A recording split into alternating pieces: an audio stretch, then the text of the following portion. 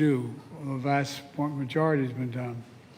But we're going to stay to the very end. Every need is met.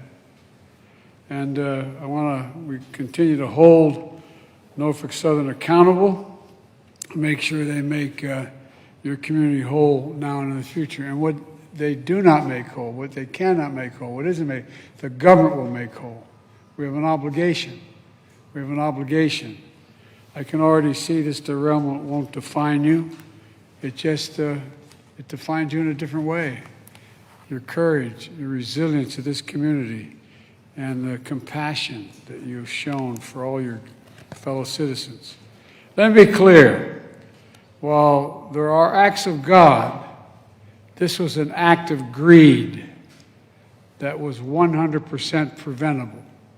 Let me say it again. An act of greed that was 100% preventable.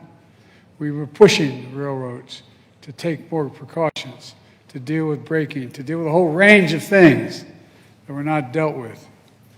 Norfolk Southern failed its responsibility. We know multi-million-dollar railroad companies transporting toxic chemicals have a responsibility to do it safely. And again, Norfolk Southern failed.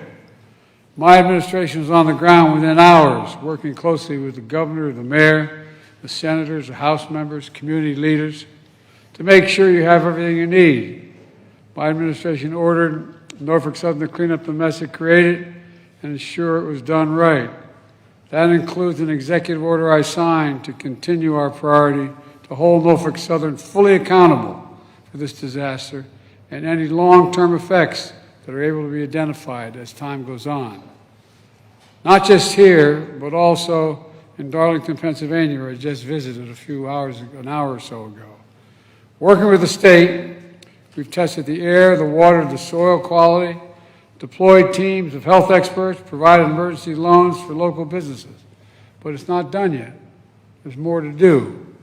Today, I'm announcing the award of 6 National Institutes of Health grants to some of America's best research universities to study the short and long-term impacts of what happened here. That includes just north of here, Case Western University. So you'll have a top researcher with you as long as you need, as long as it has to go on. I also want to restate my support for the bipartisan rail safety bill. Senator Brown and Senator Vance and the congressman from Pennsylvania and others require stronger protective measures when trains are carrying hazardous waste. Storage tank cars. We argued about this for years. They should be stronger. They should be able to survive crashes without exploding. Undated brakes that meet higher safety standards. The fact of the matter is there was a lot of discussion ahead of time before this occurred about the safety of the braking systems of many of these railroads, trains. More staffing on trains so that there are more people to respond immediately to a crash and to do so much more in relation to the safety of the transportation. And it's important that the Senate follow the House and pass the tax reform bill, which makes sure that folks who don't get hit with a surprise tax bill, for compensation owed them by the railroad. That's not taxable income to them. We've got to make sure that that occurs, that no one is taxed for anything that is reimbursed or received from Norfolk Southern. It's not right. I support this tax reform bill, and we got to get it done. All told, we have done in 1 year what would typically take many years, and we're going to keep going. Like I said, your compassion and resilience of the leadership of this community and the people of this community, the courage of your firefighters, law enforcement officers, first responders who run into danger to save others, they deserve the care and resources we owe them to be followed and their health needs followed as well. Because that's what we do. It doesn't matter if you're a Democrat or Republican or Independent. What matters is we're all Americans. Everyone. We look out for one another. We leave no one behind, and we come back stronger than before. That's what you're doing here. That's what's happening right here in this community. That's what's going on downtown in your parks as well. Your downtown's reopened and the parks are reopened.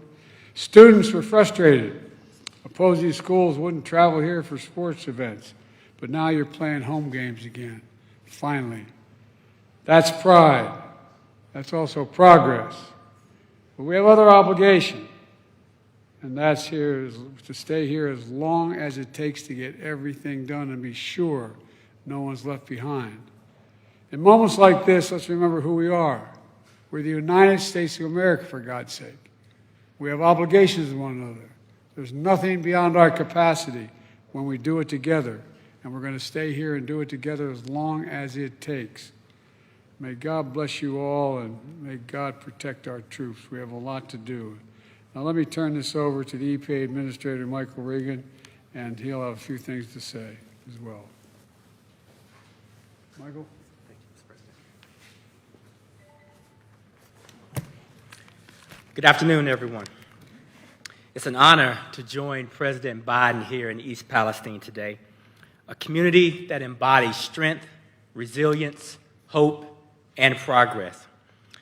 Mr. President, thank you for your laser focus on this community from day one. Thank you for directing EPA and all federal partners. And thank you, Mr. President, for what you're doing to support this community. President Biden has never forgotten East Palestine.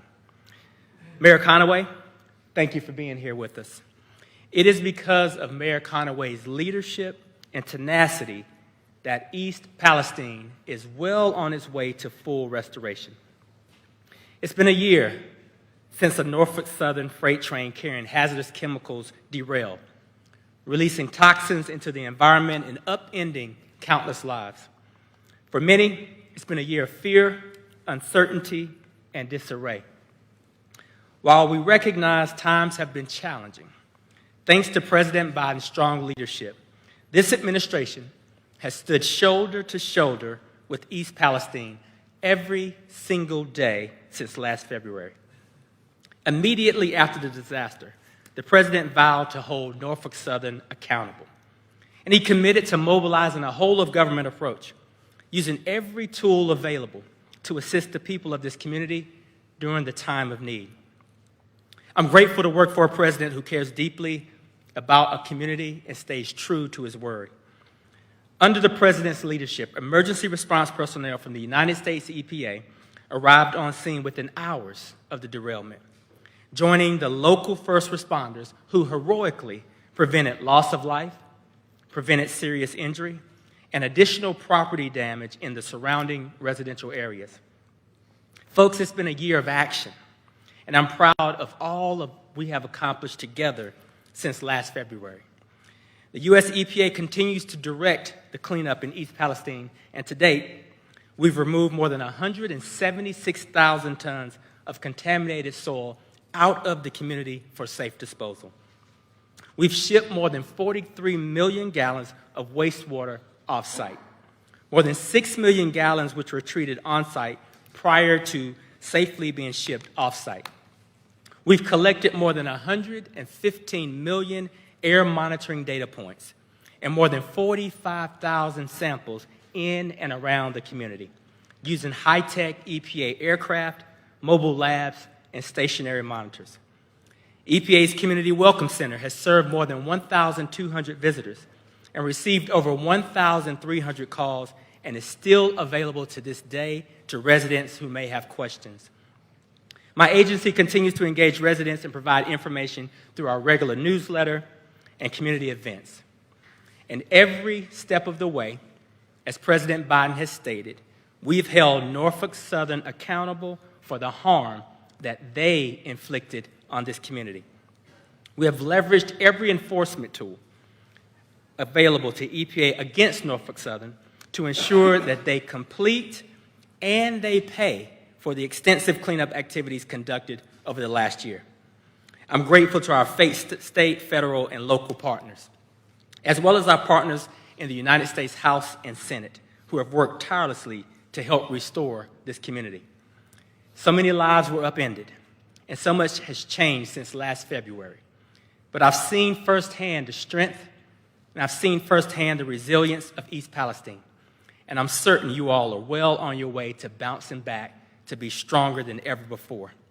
And now it's my pleasure to turn things over to Mayor Conaway.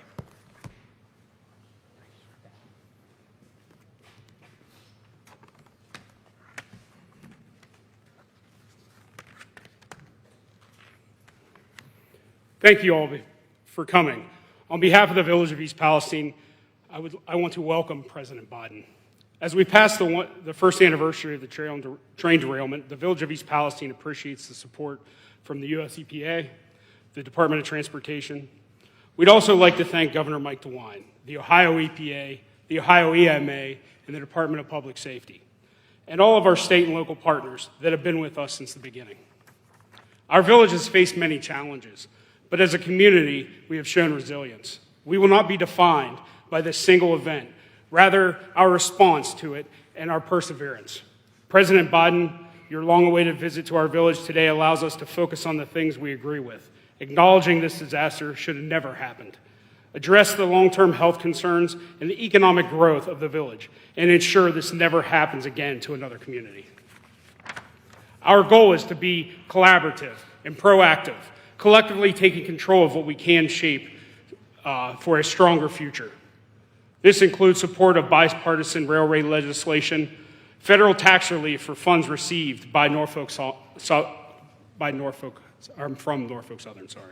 along with your unwavering support and assurances that our long-term concerns and needs will be addressed, which we have expressed here today, sir.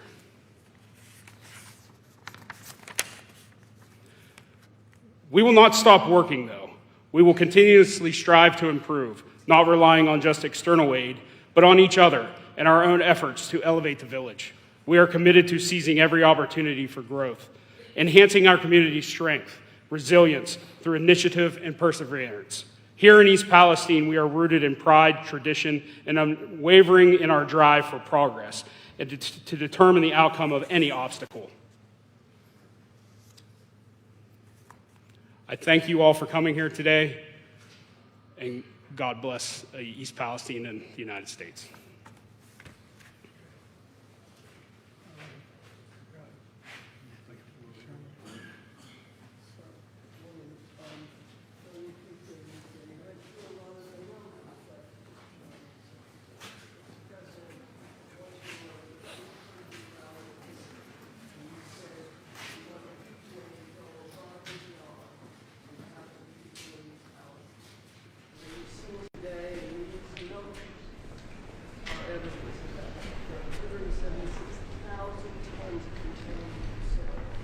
Excavated,